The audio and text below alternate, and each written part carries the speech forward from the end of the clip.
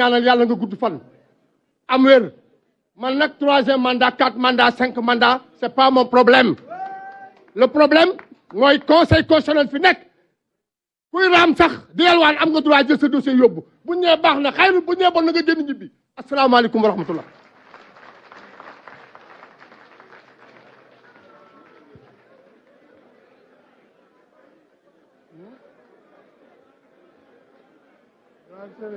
Merci beaucoup.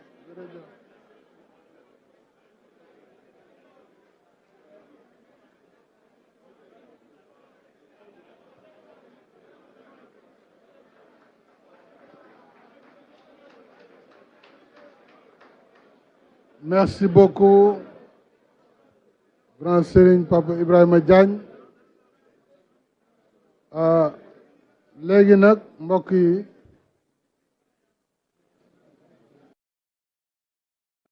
moom mu ngi ci salle bi di nuyu également ki fi toogal xalif général des Mourides sëñ Ahmad Badiou Mbacké ak représentant chef religieux yëpp sëñ Moustapha Gaïndé Fatma également ak tous les chefs religieux. Normalement liste bi fii la yemoon ci programme initial bi bëggoon nañ ci yokk artistes yi mais damay ragal bu ñu ubbee liste bi ndax li ma fi yor ci ay demande de parole su ñu si duggee du sotti te nag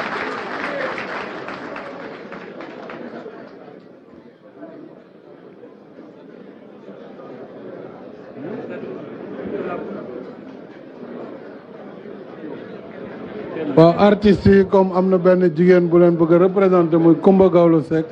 ñu jox ko kàddu bi. Après ça, je tire les conclusions. Alors, on vous attend.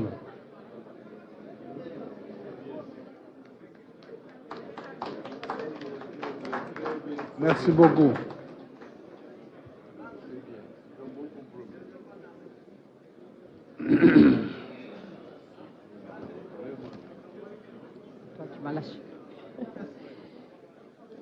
أعوذ بالله من الشيطان الرجيم بسم الله الرحمن الرحيم السلام عليكم mbooloo mi Excellence Monsieur le Président de la République Monsieur Macky Sall gannaaw ba ma la nuyoo Monsieur le Président de la République sant la maa ngi nuyu le Président de l'Assemblée nationale di dellu di nuyu le président du Conseil économique et social, di nuyu la présidente du Conseil constitutionnel suma yaay Aminata Mbengue Ndiaye. J'espère que je ne me suis pas trompée. Si c'est le cas, veuillez m'en excuser puisque cela fait 3 ans que je suis hors de ce pays. Je suis donc naturellement un peu déconnectée de ce qui s'y passe. Même si je suis la grande majorité de tout ce qui se passe ici. Di nuyu sama mag Innocence Ntap Ndiaye, di nuyu le président Abdoulaye Daouda Diallo, di nuyu le premier ministre sama mag, di nuyu it sama papa Moustapha Niasse, di ko xamal ni am naa mbégte tey gis la fii ba ma fàttalikoo bés bu rëy ba ma passé woon fële ca Kër Madiabel am chance bu rëy gannaaw ba nga ma yóbboo ci suñu maam jooju sa waajur wu jigéen mu ñaanal ñu maa ngi nuyu ñi fi teew ñépp di nuyu sama nijaay Idrissa Seck di nuyu kilifa diine yi kilifa caada yi kilifa yi nga xamante ni nii ñoo ne ci société civile Monsieur le Président de la République bala dara may dellu di la feddali sama kóllëre ak sama sant yoo xamante ni nii am na fu mu commencé waaye amul fu mu jeexee ci fànn yu bari nag moo ko waral bi ci njëkk mooy barki Dembo Njaay dafa am jafe-jafe yu ma fi dund ci kàttanu sunu boroom te seetaanoo ma ci benn yoon foo tollu yaa ngi may nemmeeku di yónni say nit ñu may nemmeeku di ma taxawu kon loolu maa ngi la ciy gërëm di la ci sant gannaaw ba ma sante sunu boroom beneen bi it di bi nga ma invité ci bés bi tey ma ñëw ci loolu pour man dafa am firnde yu bari te li muy firndeel mooy jox nga ma cër bi nga xamante ni nii moom laa am ci Sénégal ma di ko sante suñuy waajur di la ci sant waaye it jox nga artistes yi cër bi nga xam ni moom la ñu am Sénégal ndax aar defe naa ne kenn mënu koo def ci am réew ndax defe naa ne am réew kenn mënu koo sos début ba ca fin ba génne ci aar ndax ni ko Senghor doon waxee la culture est au début au milieu et à la fin de tout kon maa ngi lay gërëm di la sant ci sama turu personnel mais aussi ci turu artiste yépp ci teewaay bi nga xamante ni nii tey def naa ko fii di xamale nag ni tey am naa mbégte ñëw teew fii ndax raison yu bari ndax bu nu nee dialogue national mooy di waxtaan nag ñi ko seq dafa nekk ay acteurs mu di góor mu di jigéen mu di mag mu di ndaw ak ku mu mën a doon ñu bañ a xeeb kenn te waxtaan nag ñi nga xamante ni rek ñoo seq société bi ñoo ko war a mën a bokk ndax li nga xamante ni nii ñépp dañ koo bokk defe naa ni dañu war a toog ñu waxtaane ko te li nu war a waxtaane Sénégal defe naa ni bari na ma di la féliciter ci li nga initier dialogue national bi ndax defe naa ni dialogue national moom dafa bokk ci suñu culture bokk ci suñu tradition ndax depuis Senghor ba léegi kilifa bu fi toog rek woote na dialogue national kon tey le fait que nga ñëw initier lii dafay nekk continuité ci liggéey bi nga xamante ni nii moom ngay liggéey mais aussi image bu taaru bi ñu xamee Sénégal ndax ce n'est pas pour rien ñu ne Sénégal mooy le pays de la teranga teranga nag bu nu koy wax dafa ëmb lu bari li mu ëmb mooy waxtaan li mu ëmb mooy déggoo li mu ëmb mooy booloo pour xool nu nuy régler jafe-jafe yi mais lépp ci sérénité ak ci dal ak ci àndandoo man nag en tant que artiste mais aussi jigéen di liggéey ci lu bari ci société bi jaarale ko ci sama métier am na ci dialogue bi ay pàcc yu am solo monsieur le président yoo xam ne amal na ma solo bu njëkk bi moo di d'abord aar bi nga xamante ni nii mooy sama métier te bu ma sañoon nga xool aar boobu nan lañu ko gën a mën a améliorer pour gën a dooleel ñi nga xamante ni nii ñooy acteurs culturels yi naam jàng sax am na solo ndax jàng dafay tax nga xam fi ngay taxawe ak ni ngay waxee ak ni ngay defe waaye ku jàngutit war nañ laa mën a jàppale ba nga formé wu ba tax na bu ma sañoon monsieur le président de la république xam naa ni gaa yaa ngi koy def te bokk na ci say programme waaye nga gën a dooleel acteurs culturels yi gën leen a dooleel ci ay création d'infrastructures culturelles yu tax saa yu ñu amee seeni programme ñu war a mën a dem produire fa ndax man damay faral am chance wër àdduna di gis ni que la musique est un excellent vecteur de communication. À travers la musique, nous pouvons changer les mentalités, nous pouvons faire bouger les lignes, nous pouvons créer ce que l'on appelle la paix, renforcer plutôt la paix, la cohésion sociale et la sécurité. ndax way rek mooy li nga xamante ni nii modul fay gis naa ni yaa ngi dooleel sport bi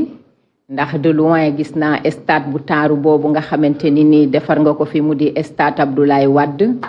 ma amoon tristesse bu mag ba ma gisee ñu koy inauguré te nekkuma fi ndax xam naa ni bu ma sañoon teew fa waaye bu ma sañoon ni nga defee ay infrastructure de sport yu mel noonu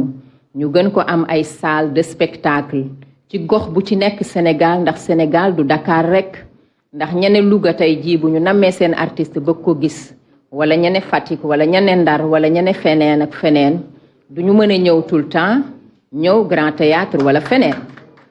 te defe naa ni tey jii bu ñu amee ay infrastructure culturelle dina tax ku mel ni man yoo xamante ni nii répondre na ci norme yi lu mel ni ay centre culturel même bu dee 1500 ou 2000 places lay def mais qui répondent aux exigences de l'industrie de la musique dina baax ndax dina tax ñu mën a organiser ay tournées culturelles yoo xam ne nii dinañu gën a jaay suñu art te defe naa ni monsieur le président jaay suñu art mooy jaay aaru Sénégal mooy yëkkati drapeau Sénégal mooy tax Sénégal gën a jëm kanam mais ñu def ko ci condition yi nga xamante ni nii mooy yi nga xamante ni nii moo gën a taaru kon loolu bu ma sañoon ci sama tur ak ci turu artiste yépp vraiment ci sa at yi nga xam ne yaa ngi wéy di liggéey nga créer ay infrastructures culturelles pour artistes yi mën a def ay tournées ndax ku mel ni man tey buñ ma woowee ni ma kaay tëgg Tamba la may njëkk a jaaxal mooy hôtel ba may dal ndax am naa xëy na sama train de vie waaye bu loolu wéyee dama ne waa léegi ban salle lay tëggee dañ lay yóbbu ay salle yoo xam ne léeg-léeg lamp ya sax day fay te defe naa ni sa image dina toll foo xamante ni nii doo ko fas doo koy bëgg léeg-léeg donc loolu nekk na loo xam ne monsieur le président ci turu artistes yi daal ñi ngi la koy ñaan muy benn pàcc ci volet culturel xam naa ni nag yaa ngi ciy xalaat te yaa ngi ciy liggéey waaye dañu la koy ñaan ci turu artistes yi beneen bi it monsieur le président xam naa ni ba tey jox nga ko solo bu am solo moo di jigéen ñi seeni àq ak seeni yelleef ak xale yu ndaw yi seenum njàng te boo dee xool jigéenu Sénégal dañu am jom dañu am dynamisme te gis naa ni ci biir mouvement yu bari yoo créé wala ay institution yoo créé yu mel ni FAISE ñi ngi soutenir di financer jigéen ñi pour ñu gën a wone seen xarañ gën a wone seen jom gën a wone seen liggéey waaye bëggoon naa monsieur le président de la République nga gën a renforcer le pouvoir des femmes par l'autonomisation de la femme par la promotion de l'entrepreneuriat et du leadership féminin mais surtout pour le respect scrupuleux de leurs droits parce que beaucoup de femmes sont bafouées généralement en Afrique te loolu yépp defe naa ni yow yaay suñu kilifa yaay suñu papa yaay suñu président defe naa ni yaay suñu héros suñ ko mënee wax ñun jigéen ñi kon yow rek yaa ñu ci mën a jàppale. beneen bu mujj bi may tëjee monsieur le président ngeen baal ma man gis naa fii ñoo xam ne ñu ngi doon wax 30 minutes bu mujj bi monsieur le président moom lay tëjee boobu moom appel bu may def ci jeunesse bi la ndax gis naa ne jamono yi Sénégal xaw na jaxasoo ndax it man li ma xam ci Sénégal mooy Sénégalu teranga Sénégal avec une belle image boo xam ne man yàgg naa am fierté di yëkkati drapeau Sénégal mais bu ma nekkee à l'étranger di gis Sénégal j'avoue que lu bari dama ci am kersa ndax li ñuy gis muy violence population bi di ko def musuñu ko xamee Sénégal moo tax may ñaan ndaw ñi à plus de sérénité à plus de responsabilité à plus de citoyenneté et à plus de civisme ndax ki nga xam ne moo jóge bitim réew ñëw investir ubbi fu mel ni benn centre commercial wala mu def ay infrastructure kooku dafa bàyyi réewam gëm Sénégal ñëw investir Sénégal bu dee mer nañu taal ko wala ñu taal bii suñuy jànge suba ëllëg day tax tous les investisseurs daw le Sénégal parce que dañuy ne le Sénégal est un pays violent alors que moi je me le refuse. Le Sénégal fait partie des plus beaux pays, le pays qui nous donne autant de fierté, le pays pour lequel nous avons toujours la fierté de brandir le drapeau. moo tax may ñaan acteurs politiques yi acteurs de la société civile la jeunesse ñëpp retrouver wu autour de l'essentiel pour la non-violence au Sénégal. jërë ngeen jëf maa ngi leen di gërëm di leen sant xanaa dama koy tëjee rek sama way wa daal sama way wa ma waxoon laa koy tëjee monsieur le ministre Amadou Ba. sunu Sénégal réew mi ñoo ko moom bu nu ko yàq sunu Sénégal réew mi ñoo ko moom bu nu ko yàq kilifa diine yeeg bu aada yi ñepp nanu booloo parti au pouvoir ak opposition nanu diisoo sunu Sénégal gaal gi warul suux nanu diisoo réewum Sénégal gaal gi ñoo ko moom bu nu ko yàq.